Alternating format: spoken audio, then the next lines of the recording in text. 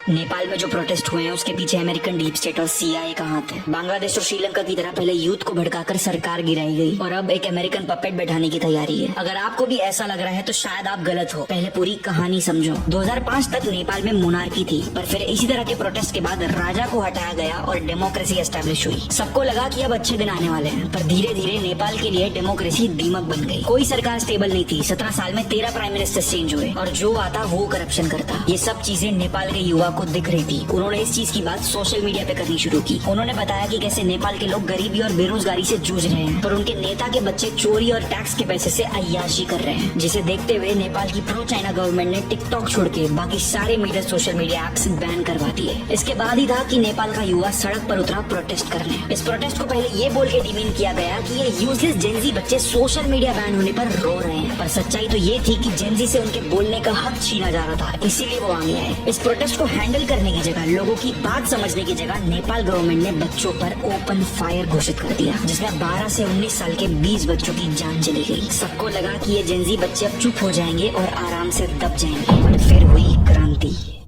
Peaceful protest violent बन गए। एक एक करप्ट नेता के घर जलाए गए। फाइनेंस मिनिस्टर को ऐसी लात मारी गई जैसे वो मोहल्ले में घुसा कोई चोर हो। इसको देखते हुए सोशल मीडिया बैन तो हटा दिया गया, पर अब जेनजी को उन 20 बच्चों का बदला पीएम के रेजिग्नेशन से चाहिए था, और हुआ भी ऐसा ही। होम मिनिस्टर और प्राइम मिनिस्टर ने रेजिग्नेशन दे दिया और नेपाल का युवा करप्ट नेताओं के सामने जीत गया। और इसके बाद कुछ ऐसी चीजें होने लगी जिसको देख के लगा कि ये प्रोटेस्ट हाईजैक हो गया है। सारी मांगे पूरी होने के बाद भी बिल्डिंग्स जलाई जा रही थी। इसको देखते हुए आर्मी ने अल्टीमेटम भी दिया और नेपाल के जेनजी ने एक पोस्टर डाल के ये इन्फिल्ट्रेशन हाईलाइट भी किया। अब वो ताकतें कौन थी किसी को कुछ नहीं पता। चाइना और यूएस दोनों अपनी तरफ से पूरी कोशिश कर रहे हैं नेपाल को हथियारने की, पर आई डोंट थिंक ये चीज नेपाल में पॉसिबल है, क्योंकि इनका युवा इतना जग गया है कि ये किसी भी पपेट सरकार को फिर से गिरा देगा। नेपाल के लोग एक बार के लिए मोनार्की एक्सेप्ट कर भी लेंगे, पर इनकी मोनार्की एक हद तक एंटी इंडिया है। सुदान गुरुंग और बालेंद्र शाका जैसे लोग जिन्होंने ये प्रोटेस्ट लीड किया, उनका नाम आगे दिया जा रहा है for leadership, but no one can predict कि नेपाल में आगे क्या होगा। इजराइल ने भी कतार पर अटैक कर दिया है। कल ही के दिन रशिया ने पोलैंड पर यूक्रेन को वेपन्स देने के लिए अटैक कर दिया। 2025 का दूसरा हिंसक फेज अब शुरू हो गया है, जिसका मतलब है कि आगे आने वाले दिनों में बहुत कुछ होने वाला है।